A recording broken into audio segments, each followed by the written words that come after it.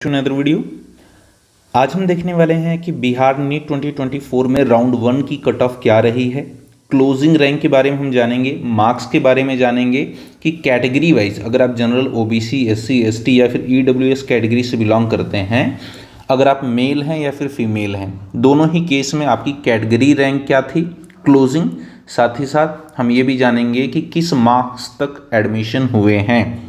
कुछ बच्चे थे जो कि ये पूछ रहे थे कि सर मैं स्टेट काउंसलिंग करा रहा हूँ बिहार की और मैंने फर्स्ट रजिस्ट्रेशन में काउंसलिंग के लिए रजिस्ट्रेशन नहीं किया है, तो क्या मैं सेकेंड राउंड के लिए एलिजिबल हूँगा। तो देखिए स्टूडेंट, मैं आपको पहले बता दूँ कि अगर आपने फर्स्ट राउंड में अगर रजिस्ट्रेशन नहीं किया है तो आप सेकेंड राउंड के काउंसलिंग के लिए एलिजिबल नहीं होंगे।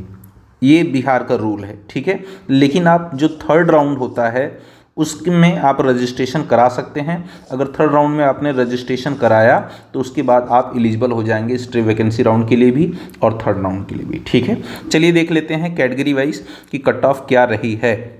सबसे पहले बात करें जनरल कैटेगरी की, तो देखिए जनरल कैटेगरी में अगर हम देखें तो जो मेल है, मेल का जो ऑल इंडिया कोटा में क्लोजिंग रैंक रही है वो थी 12,327 और जो लास्ट एडमिशन हुआ है वो हुआ है 670 मार्क्स पर।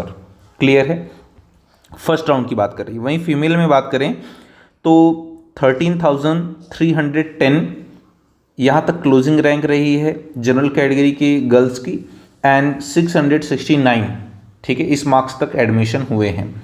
वहीं पर हम बात कर लें अगर ओबीसी कैटेगरी की, तो ओबीसी में आप देखिए जो मेल था उसका जो क्लोजिंग रैंक था लास्ट वो था 17,910 और जो लास्ट एडमिशन हुआ था 661 मार्क्स पर हुआ था।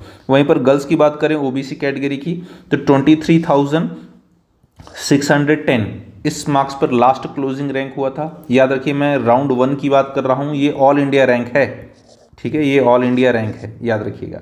एंड 654, क्लियर है, इस पर्टिकुलर मार्क्स पर हुआ है एडमिशन। वही हम बात करें ईडब्ल्यूएस की, तो ईडब्ल्यूएस की बात करें अगर हम तो 23,419, ठीक है, इस पर्टिकुलर मार्क्स पर क्लोजिंग रैंक हुआ है और जो टोटल मार्क्स लास्ट मार्क्स था वो था 655। फीमेल की बात करें ईडब्ल्यूएस की तो 23,772 लास्ट क्लोजिंग रैंक थी और 654 इस पर्टिकुलर मार्क्स पर लास्ट एडमिशन हुआ है। क्लियर है। वहीं अगर हम बात करें एससी कैटेगरी की बच्चों, तो एससी कैटेगरी में 1,38,760 ये क्लोजिंग रैंक रहा है राउंड 1 के लिए और 549 इस मार्क्स पर एडमिशन हुए हैं, ठीक है। फीमेल की बात करें तो 1,48,537, ठीक है, ये क्लोजिंग रैंक रहा है और 554 इस पर्टिकुलर मार्क्स पर एडमिशन हुए हैं। एसटी कैटेगरी की बात कर लेते हैं, तो एसटी कैटेगरी में देखिए मेल जो था 1,49,392, ठीक है, ये क्लोजिंग रैंक रही है और 541, ठीक है, इस पर्टिकुलर मार्क्स पर एडमिशन हुआ है।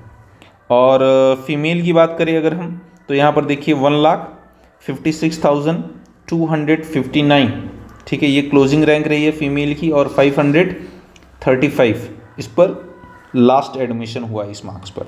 अब बहुत सारे बच्चे पूछ रहे हैं कि सर कहाँ तक एडमिशन हो सकता है, तो मैं आपको बता दूं अगर आप जनरली एससी और एसटी की बात कर रहा हूँ मैं, जनरली एससी और एसटी की, तो एससी कैटेगरी के ऐसे स्टूडेंट जिनके ऑल इंडिया रैंक, याद रखिए जिनके ऑल इंडिया रैंक मैं बोलूँ 1,70,000 तक हैं उनके एडमिशन हो सकते हैं।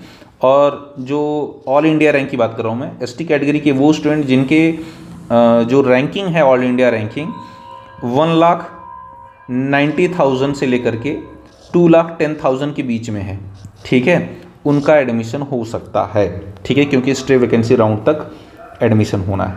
बाकी मिलते हैं आपसे नेक्स्ट वीडियो में। किसी अदर टॉपिक पर वीडियो चाहिए तो कमेंट सेक्शन में ज़रूर मेंशन करिए, मैं आपको रिप्लाई करूंगा।